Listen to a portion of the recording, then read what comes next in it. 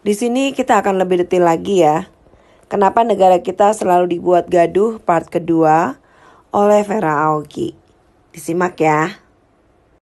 Kalau kita lihat keberanian Presiden Republik Indonesia, Bapak Insinyur Haji Joko Widodo, di mana beliau sudah berhasil setelah merebut Freeport 51% lebih, kemudian beberapa kilang minyak yang tadinya dipegang oleh asing, dan sekarang menolak keinginan negara-negara Eropa yang memaksakan agar nikel yang kita punya dijual secara mentah kepada mereka. Makanya negara kita nggak ada habisnya dibikin ribut. Masyarakat yang nggak paham, masyarakat yang awam terhadap hal seperti ini diprovokasi oleh mereka yang sedihnya adalah orang sebangsa dan setanah air kita sendiri. Mereka yang terbiasa mendapatkan saku dari asing dan asing, kemudian memprovokasi kepada masyarakat untuk berteriak kalau pemerintah menjual Indonesia kepada asing dan asing. Hei para perampok, punya malu gak kalian? Itu tanah air kalian sendiri loh. Kalian pasang topeng seolah-olah kalian paling peduli kepada masyarakat Indonesia. Pada kenyataannya, kalian gak peduli sama mereka. Kalau nikel ini kita jual secara mentah, tentu saja kita hanya tinggal menggali dan menjual. Tetapi, kalau nikel ini kita olah di tanah air kita, menjadi baterai untuk HP, menjadi baterai untuk mobil, tentu saja ada lapangan kerja yang lebih besar lagi untuk masyarakat Indonesia. Buat kalian-kalian yang pakai topeng selama ini pura-pura baik dan perhatian sama masyarakat Indonesia, berani nggak jelasin hal yang satu ini sama masyarakat Indonesia? Hei, para perampok, punya malu sedikit. Kemarin begitu rame mengenai lagu kebangsaan yang diparodikan dengan bahasa Melayu. Ada yang perlu kalian garis bawahi, di sini bukannya saya meremehkan masalah yang satu ini.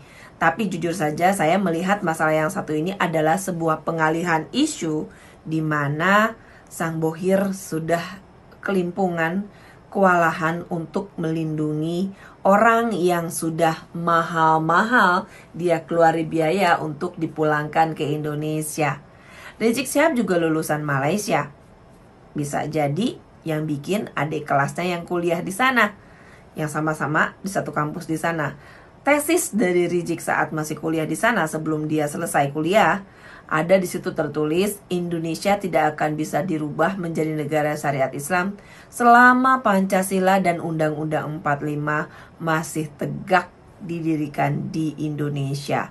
Nah, yang kayak begini-begini yang bikin orang Indonesia atau orang Malaynya itu tugas polisi dan kepolisian Malaysia yang memeriksa keadaan ini. Dan kalau sampai yang bikin itu ternyata orang sana, ya bisa jadi juga karena kan investor sekarang lebih banyak masuk ke Indonesia ketimbang Malaysia. Perekonomian Indonesia menjadi perekonomian nomor 1 di Asia Tenggara.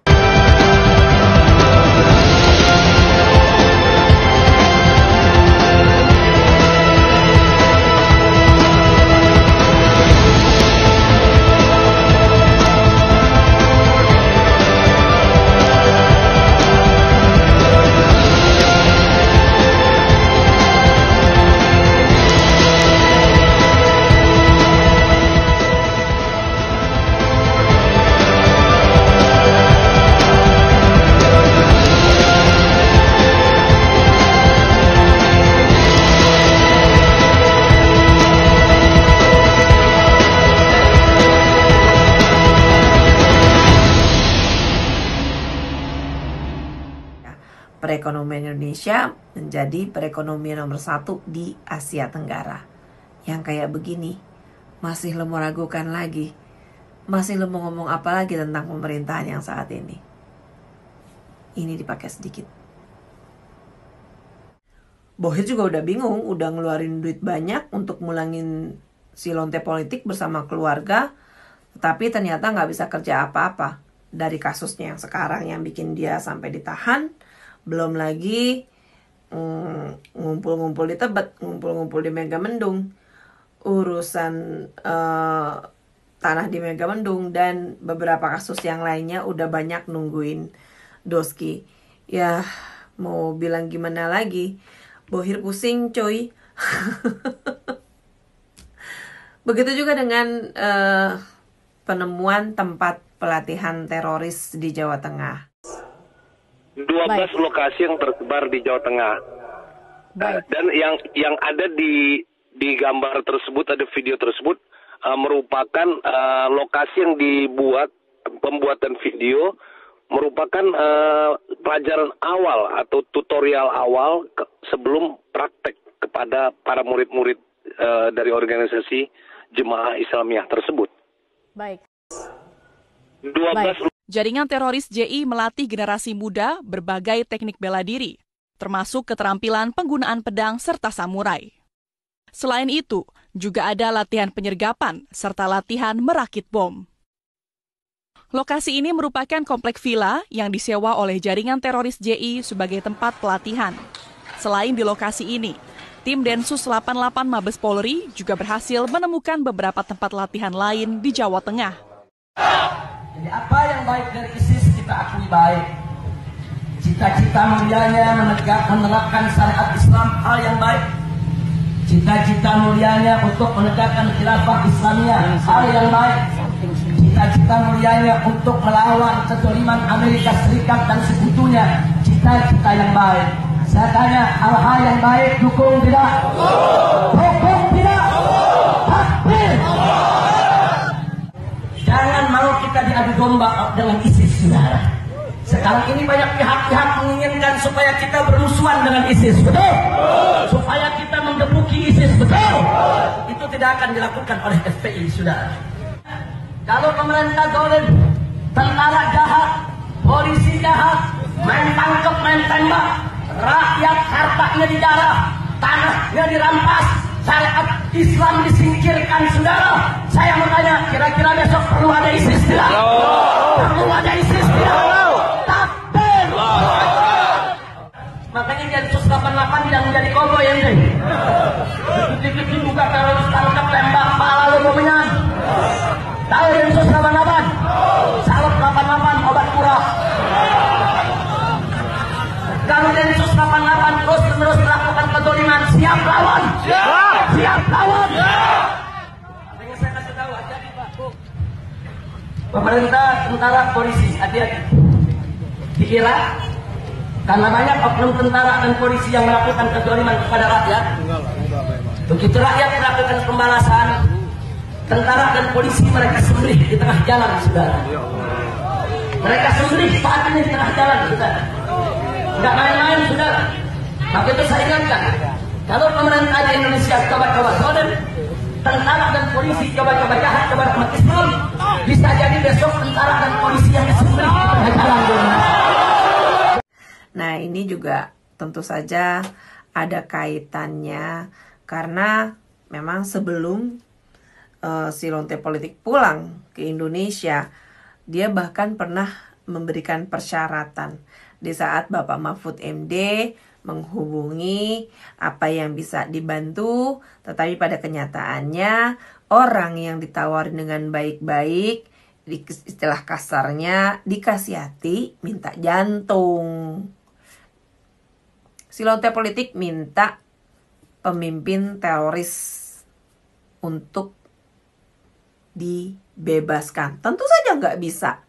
Nah, makanya keluarlah teroris-teroris yang sudah pernah beberapa kali ditangkap di sekitaran Jawa Tengah. Di sini mungkin kalian akan aku perlihatkan lagi sebuah video.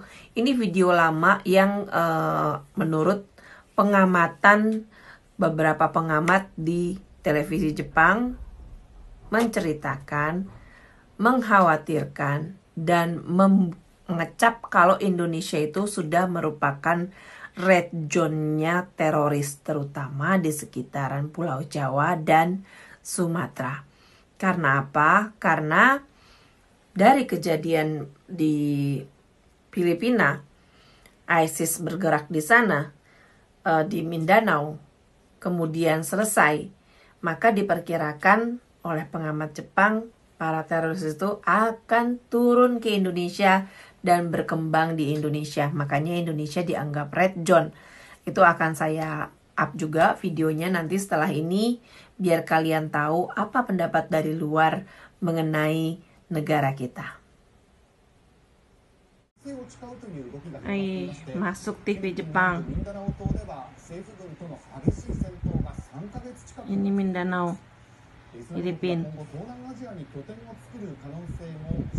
Indonesia paling merah, gila. Lihat tuh, disorot sama TV luar.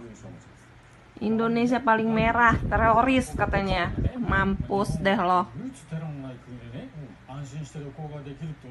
Kampret, tempat disialan emang.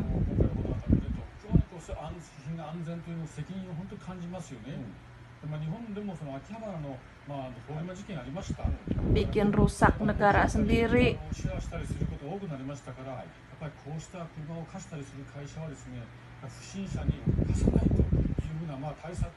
Sialan nih orang.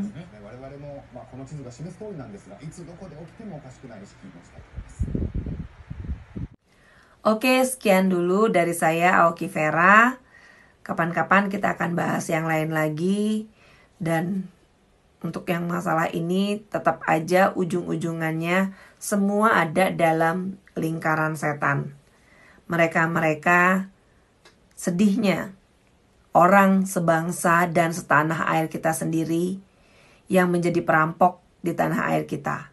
Kemudian mereka pasang muka orang yang paling baik dan yang paling perhatian sama masyarakat Indonesia. Buat masyarakat Indonesia, ayo cerdas sedikit, lihat siapa mereka. Kalau mereka memang orang-orang yang benar-benar memperhatikan rakyat Indonesia, dia tidak akan bolak-balik membuat rusuh di tanah air. Sementara dia punya tanggungan hutang sama negara. Bayar hutang lo. Gak usah itu duit dipakai buat bikin rusuh di tanah air. Bayar hutang, Cong. Bayar hutang. Bayar hutang.